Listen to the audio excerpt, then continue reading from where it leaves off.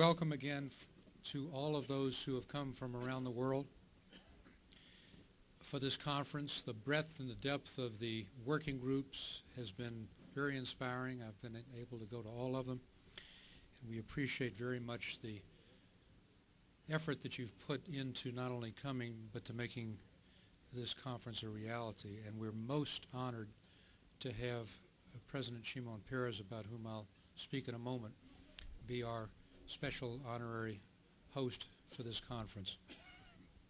I was asked to give a short summary of my paper before I introduce the President, and I'll try to be brief. We live in an era of astonishing change that is changing at a rate never seen before, the very order in which we live and the order of countries. These are seismic megatrends. The first is, with the end of the Cold War, the brief period of Pax Americana has ended.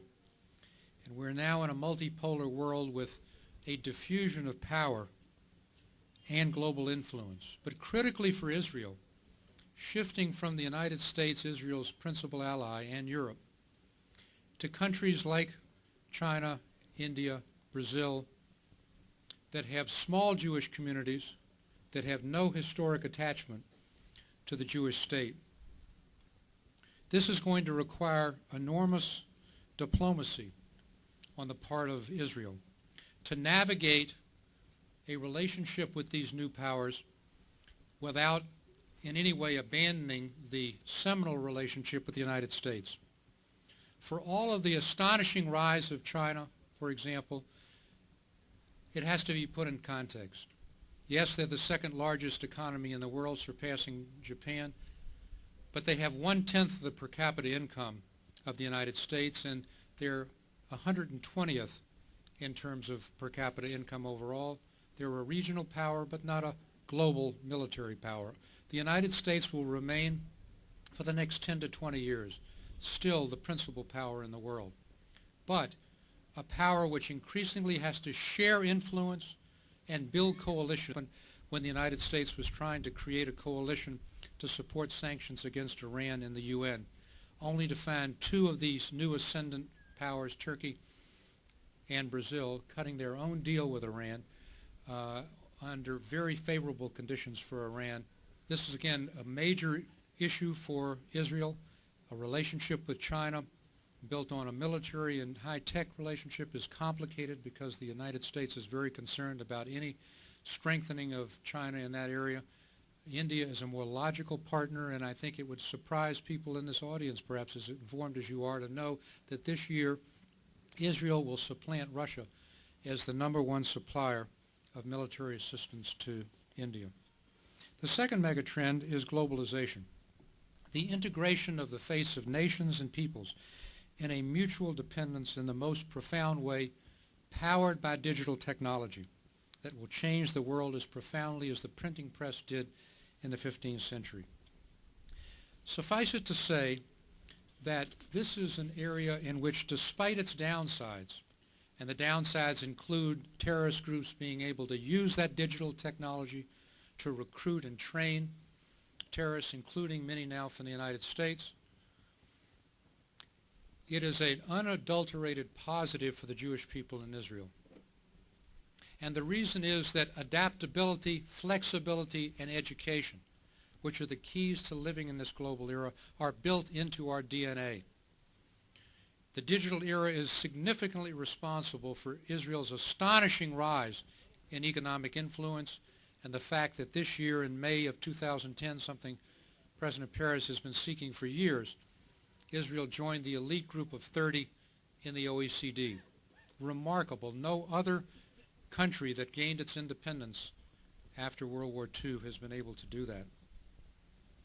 And even the downsides, like, for example, cyberspace and the new arms race with digital technology, favors Israel because of its own technological capabilities. It gives Israel a flexibility on the defense side that augments its already very strong military relationship. But more broadly, globalization, Mr. President, in my opinion, is a great positive because never before have the fates of countries and nations been so intertwined in mutual prosperity. Conventional wars are almost unthinkable because you're in effect going to war against your own products and your own economy and your own prosperity. And to the extent that Israel is increasingly embedded in this integrated globalized economy, it is the greatest security and protection for Israel and for the Jewish people. The third is the rise of terrorism and non-state actors. This is, of course, a deadly combination which threatens Israel, the Jewish people, but importantly, it also threatens the United States and other Western interests. And therefore, Israel is not in any way alone in combating this threat. And it is a threat, Mr. President, in my opinion, which is not just a traditional war of civilizations between the Islamic world and the West.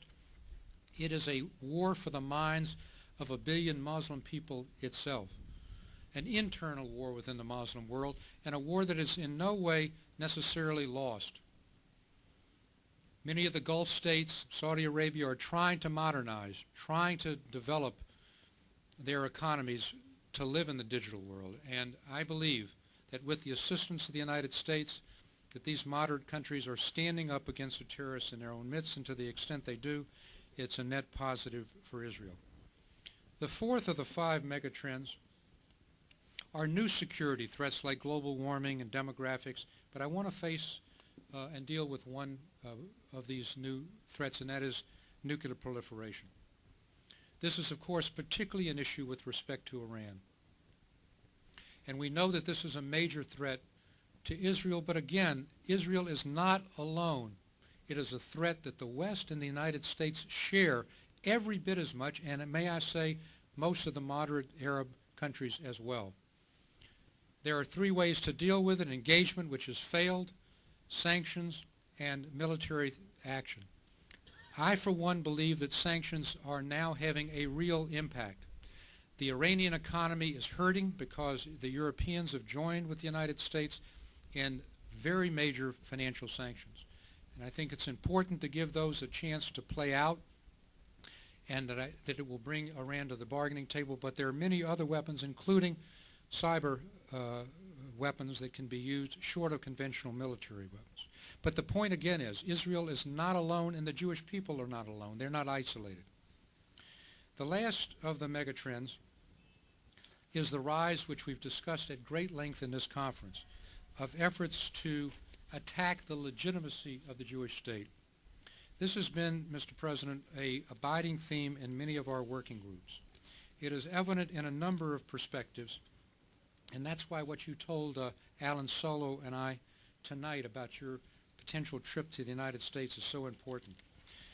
We have known, obviously, for decades that the issue of legitimacy was at the core of the Arab-Israeli problem, the failure of the Arab world to recognize the legitimacy of a Jewish state.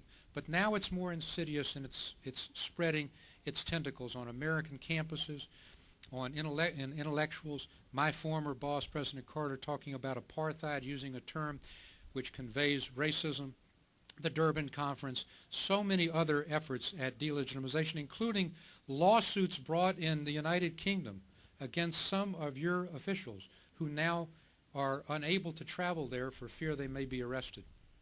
And we've talked at great length about how to deal with this.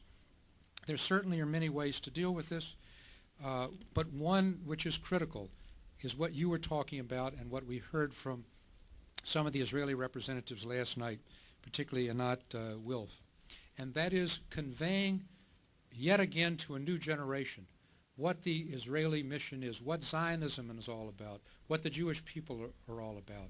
And the fact that you're considering a trip to the United States to college campuses to do this is tremendously important and tremendously essential to build Jewish continuity, but also to spread the message of what a free, loving, freedom, democratic country Israel is, and what Zionism is all about. So those are the kinds of megatrends that I would like to talk about and will be doing in a book. I want to stop now and introduce you. You know, when you introduce the President of the United States, as some of you may know, you only say the following. Ladies and gentlemen, the President of the United States.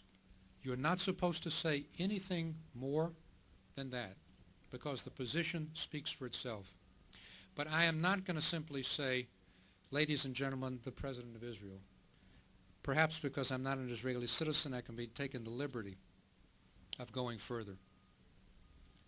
Shimon, as we all know, has held every major position that one can have in the Israeli government.